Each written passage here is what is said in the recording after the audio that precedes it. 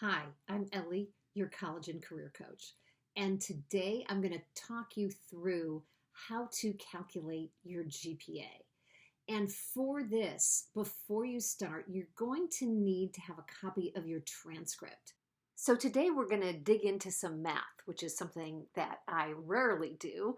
And I don't think we're going to need the MIT professor in the picture here, but in case we do, I've posted his picture to inspire us. I'm going to be talking about what is a grade point average. I'm going to be talking about what do you do about those spring 2020 pandemic pass fails, what's a UC CSU GPA, and then finally we're going to calculate your GPA. So a GPA is a grade point average. As you may know, an average is when you add all the numbers in a set together and then divide them by the quantity of numbers in the set. So basically you add up all your grades, then divide by the total number of grades you have. And because I have a feeling many of you are concerned about this, for those of you whose schools went to pass-fail in spring 2020, or who chose pass-fail grades because of the pandemic shutdown in 2020, those grades are not going to go into your GPA. Pass-fail does not get calculated. You get the credit, but you're not going to be working with those grades. Colleges do know that this has been a really rough time for many students, so don't be too hard on yourself as you calculate your GPA. To make this even more crazy making, there are different kinds of GPA. And you've probably heard people talking about them. Unweighted GPA, weighted GPA, UC, CSU GPA, GPAs for different purposes. But don't freak out. We're going to just focus on one for today, the UC CSU GPA, because that's the one that most of you are going to be using. If you're applying to private colleges or for certain scholarships or special programs, you may be using a weighted or unweighted GPA. But for today, we're going to stick with the UC CSU formula for calculating your GPA. The UCs and CSUs give every grade a set number of points. A is 4, B is 3, C is 2, D is 1, F is 0. And then you add a point to every grade C or above if your class is honors or AP. And I'll get into that in more detail later. When they look at your GPA, the UCs and CSUs only look at 10th and 11th grade. Now that may be great news to you because maybe your 9th grade year was really rough. That may be terrible news for you if your 9th grade year was triumphant, but that is what they look at. They also don't factor in plus or minus. So I hope you didn't spend a lot of time fighting with a teacher over whether they should give you a B or a B plus, because for the UCs and CSUs, it does not matter. The other thing is that they only look at A through G courses. Right now, you may be saying to yourself, what are A through G classes? And I have two things to tell you. One, they are phenomenally complicated to understand. And two, you actually don't really need to know that much about them. Let's just say that these are the classes that you will need to have taken in order to be accepted at a UC or a CSU. And also, these are the only classes whose grades will go into your UC CSU GPA.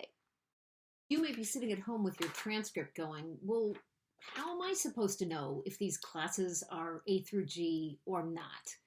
The simplest thing to do, if it's possible, is talk to your counselor. But if you don't have a counselor at your high school, or you aren't able to talk to your counselor, or you're not in high school right now, the internet has your back. If you search up how to calculate your UC CSU GPA, you put that in your search bar, and then you scroll down to this amazing person called Roger Hub, GPA calculator for the University of California. that. So you can use this to calculate your UC CSU GPA. Before you start inputting grades, you're going to scroll down a tiny bit to where you can find the list of A through G courses for your high school. So you're going to click on that, and this is where things get absolutely amazing. You can put in the name of your school. For example, let's say I go to Fairfax High School. Fairfax High School. Boom, there we go. There's Fairfax High School. I'm going to click on course list, and boom, it's going to show me every single A through G class at my high school. I'm going to take out my transcript right here.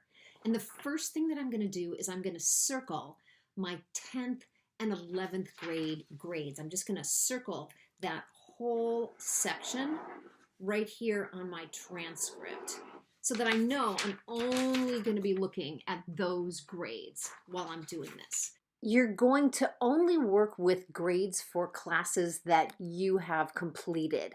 So this is going to be quarters or semesters that are behind you. If you're not finished with 11th grade, just work with the grades for the semester or semesters that you've already completed. Don't input your current grades. Let's assume you're going to be inspired and bring them up. Then what I'm going to do is I'm going to look at this list online that Roger Hub sent me to, and I'm going to look at each of my classes and go, okay, is this class, here's my English class, I got a B in my English class, is this class listed here? I scroll through, I see that it's listed, and so I underline that class right here on my form. Now, if I'm scrolling through and I look at, for example, I took PE. Now, I don't see PE anywhere on this list. And in fact, PE is not an A through G class. So by the time I'm done, I will have underlined 6 or 7 or 8 classes for my 10th grade year and for my 11th grade year. And you should have the same thing done on your transcript. Next thing that you're going to do is you're going to look through all the underlined courses and you're going to count how many A's there are. And remember, it doesn't matter if it's an A plus or an A minus, just count it as an A. You're going to count all of your grades. So the total number of A's, B's, C's, D's, and F's. And you're going to make that in a list that you write down before you go to the next step. Remember, don't include your pass-fail grades from spring of 2020 or any other semesters. They count for credit, but they don't go into your GPA. I'm going to go back to Roger Hub, and I'm going to input whether my school uses semesters, quarters, trimesters, years. Mine uses semesters.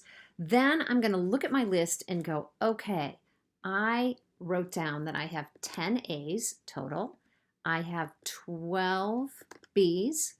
I have 5 C's. And I have 1 D. And I have no F's. Then I'm going to look at my transcript and see if I have taken any honors courses or AP courses.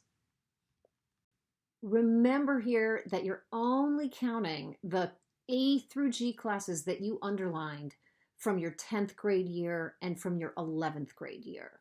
Find out if a class qualifies as an honors class for the UCs or CSUs. You're going to look back again at that course list. If a class has an orange star next to it, that means that it qualifies as an honors class.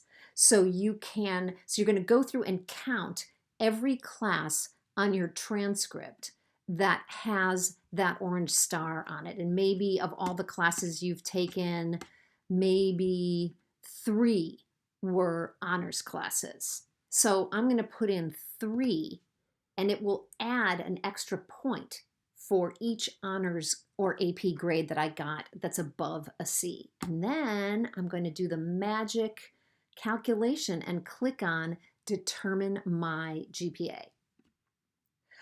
All right, so now I see that I have an unweighted GPA of 3.18, a weighted GPA of 3.29, a weighted and capped GPA of 3.29. What I'm interested in here is the weighted GPA. That is my UC CSU GPA.